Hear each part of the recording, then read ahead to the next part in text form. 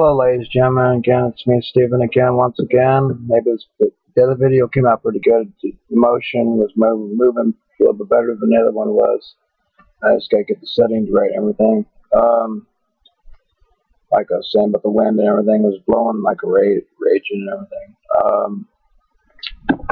Anyway, I'm gonna make a video again. Noise in the background.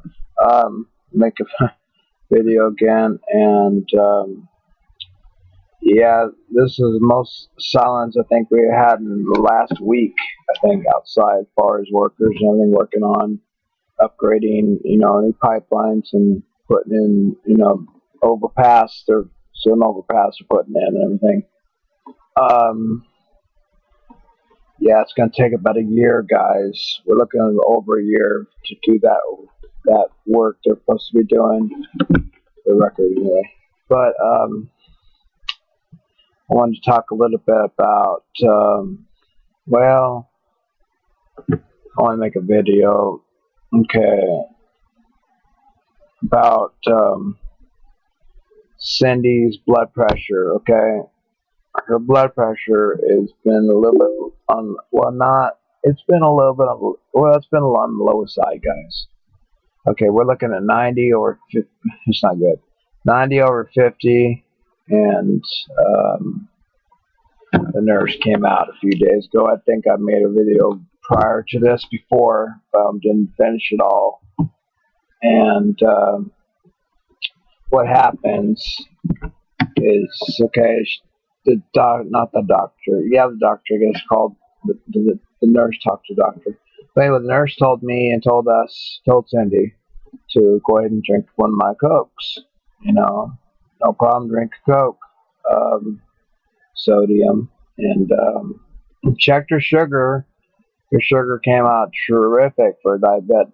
For a diabetic, came out really good. I mean, most diabetics don't come out. Hers was 124, so that was pretty good, in my opinion. So for a diabetic, for me, it might be a little bit high. But for her, it might be, it's just right. Maybe a little bit higher, just would be better for her in a roundabout way. Actually, if your sugar's off, your sodium's off, truthfully, your sodium's supposed to run around 140 something, 7 or something like that to be normal. If it's too low, if it's too high or low, your sodium could throw off your memory. I mean, you won't remember shit. I mean, you're hallucinating, like a hallucinogenic, like you're taking a cactus plant drug, peyote, something. P-E-Y-O-T-E, they call it. That's the correct spelling. I don't know how to really say it, the drug. But that's how they spell it, hallucinogenic. But anyway, I do want to, this is a progress report on her. We don't quite know yet, except for maybe my scenario of what I think. Maybe she could eat more crackers, saltine crackers, guys. No limitations on that. And intake, emergency of low blood pressure. I was told, well, I knew this already, but you can elevate your legs higher than your heart, and things like that, guys. And well, I had a bad experience a long time ago. I'm gonna go ahead and tell you. Here it goes. This is not a good side either. My mom. When she was alive a long time ago, it was back in 1993. I remember. Whoops, get dark in here. Oh, there it goes. Her heart stopped. Well, first she was acting weird. I don't mind. That's just I'm in the background. Anyway, her heart stopped. The reason why I know it stopped, she stopped breathing. First, she said, I looked at my mom and said, "What is going?" We're watching Cocktail together. It was a movie about alcohol. It was about, well, she was an alcoholic too, but she was coming off alcohol, guys. supposed to be on Librium. She's supposed to be taking Librium. You know, Librium is a medication to benzodiazepine also to bring you off of alcohol, guys, like Valium does. You know, that's what they give you. While watching the judge the other day, the judge even knew that too. But most people do anyway. Don't take judge to know that. But anyway, the point I'm getting to you now is, okay, my mom, she met her boyfriend in 1992. And he's a truck driver. He was on the road. My stepdad. My dad. And anyway, he wasn't around. I was there. You know, naturally. I was here. I was here. So we're watching, have a good time, watching a movie together, guys, right? And next thing I noticed, she started, I mean, I felt the skin. I felt her skin. She felt cold. Clammy. Then she told me she feels nauseous.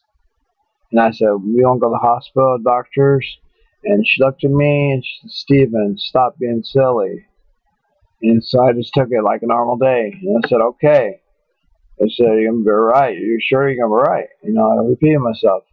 And she goes, stop being silly. And then right after that, she just went into looked like a seizure shock.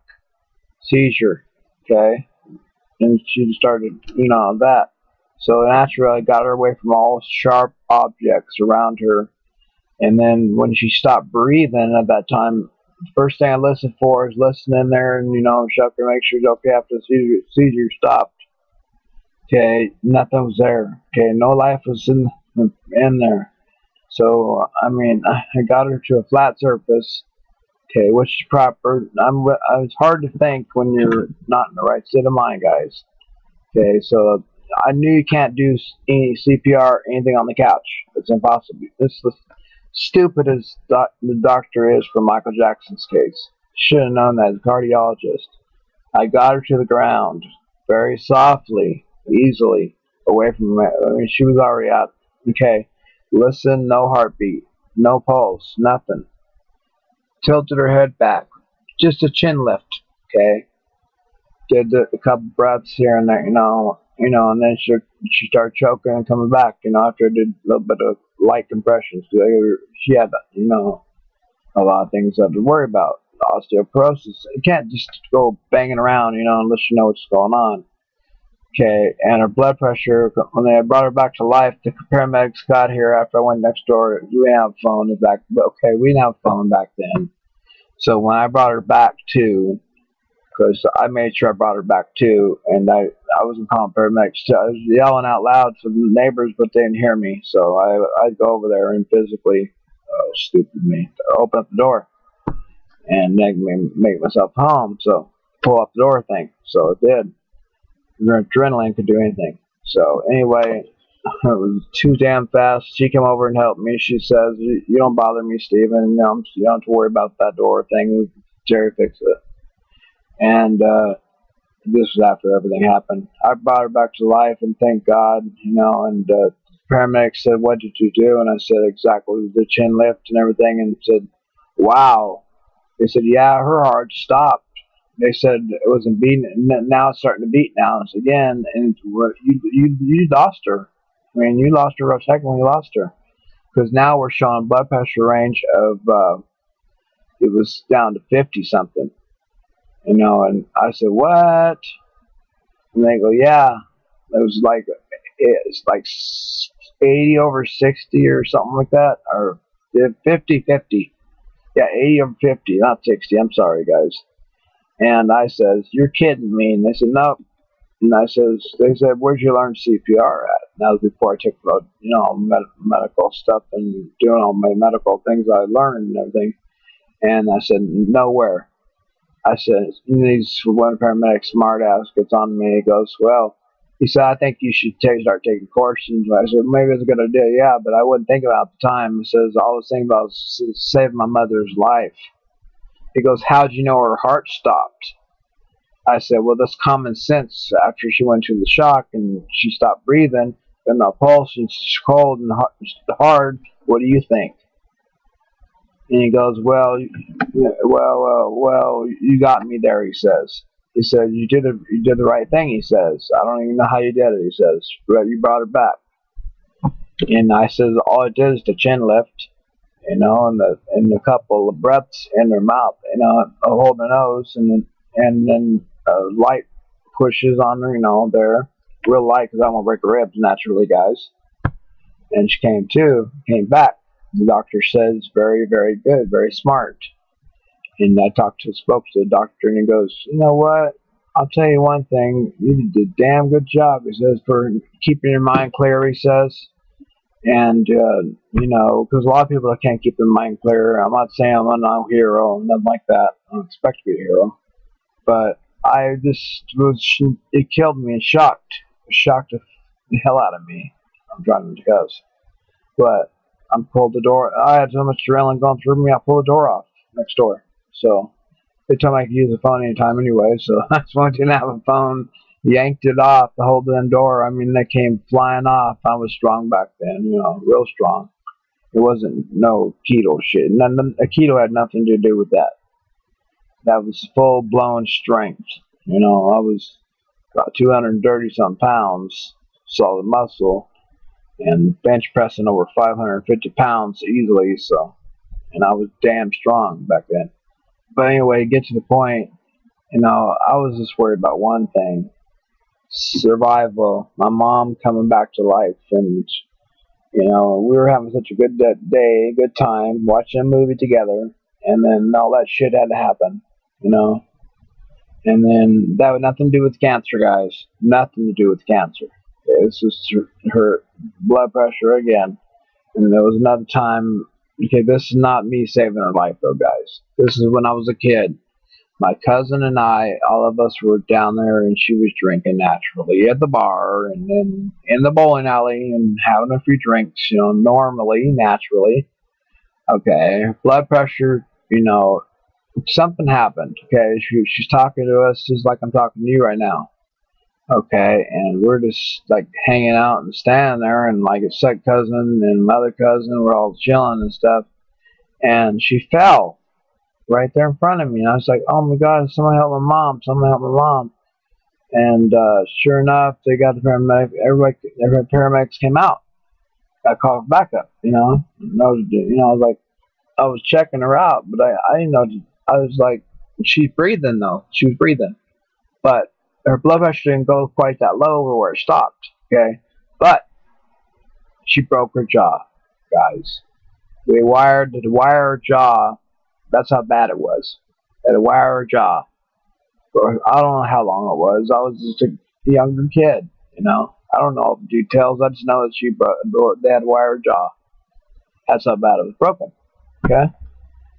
But anyway, anybody out there with low blood pressure, hypotension, I call it, because hypothyroidism, a lot of other things. She don't have that. I'm not saying that. I'm just saying similarities. Hypo means under, active. But anyway, you know what? Any kid out there, don't be afraid to call 911. Like I said before, pick up the phone, call 911, call for help.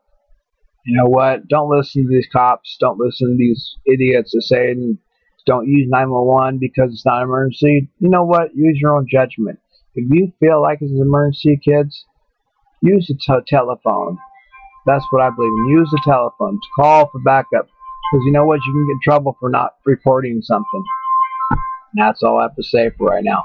This is part one, or the other part of maybe of what I left off last time. I didn't get a very good picture of it last time.